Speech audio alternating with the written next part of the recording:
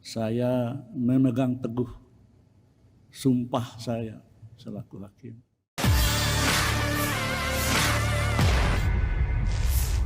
Suara Ketua Mahkamah Konstitusi Anwar Usman bergetar saat membantah isu MK berubah menjadi Mahkamah Keluarga, Senin, 23 Oktober 2023.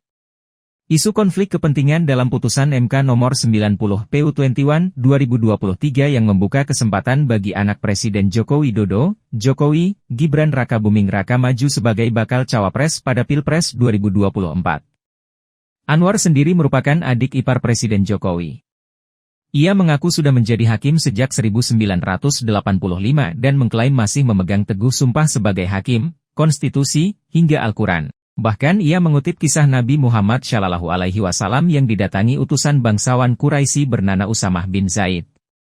Dikatakan paman Gibran ini, Usamah diutus agar bisa melakukan intervensi dan meminta perlakuan khusus atas tindak pidana yang dilakukan salah seorang anak bangsawan Quraisy. Saya perlu sampaikan bahwa saya menjadi hakim mulai 1985. Itu sudah menjadi calon hakim sampai sekarang, jadi udah 30 sekian tahun. Ya alhamdulillah, saya memegang teguh sumpah saya selaku hakim. Memegang teguh amanah dalam konstitusi, undang-undang dasar, amanah dalam agama saya yang ada dalam Al-Quran, sehingga saya sering mengatakan dalam berbagai kesempatan bagaimana Nabi Muhammad SAW ketika didatangi oleh salah seorang yang bernama Usamah bin Zaid,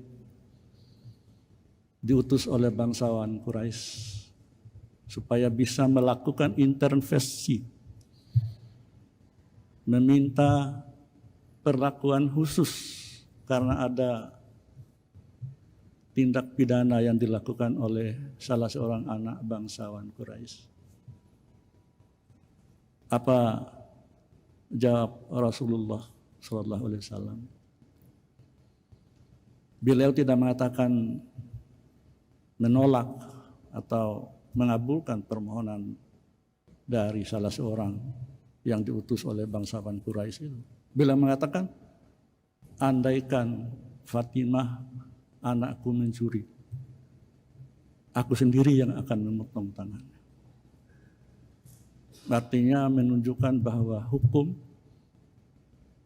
harus berdiri tegak, berdiri lurus, tanpa boleh diintervensi, tanpa boleh takluk oleh siapapun dan dari manapun. Alhamdulillah, dalam semua perkara sejak saya menjadi hakim, dan saya sesuai dengan ira-ira dalam sebuah putusan, sama putusan yang di Mahkamah Agung. Jadi saya itu hakim konstitusi yang berasal dari Mahkamah Agung. Ira-ira putusannya sama dengan di sini. Demi keadilan berdasarkan ketuhanan yang Maha Esa. Jadi putusan itu selain bertanggung jawab kepada bangsa, negara, masyarakat, tetapi yang paling utama adalah bertanggung jawab pada Allah Subhanahu wa Ta'ala, Tuhan yang Maha Kuasa. Dalam sebuah perkara apapun, itu yang saya lakukan, alhamdulillah sampai hari ini. Terkait dengan pertanyaan rekan-rekan ataupun berita yang sudah begitu luas, luar biasa, masalah konflik kepentingan dan sebagainya. Nah, rekan-rekan dipersilakan untuk membaca, mengkaji putusan Mahkamah Agung nomor 004/PUU /1/2003. Mulai dari situ kawan-kawan sekalian bisa mencermati apa sih makna konflik kepentingan, konflik of interest terkait dengan kewenangan Mahkamah Konstitusi.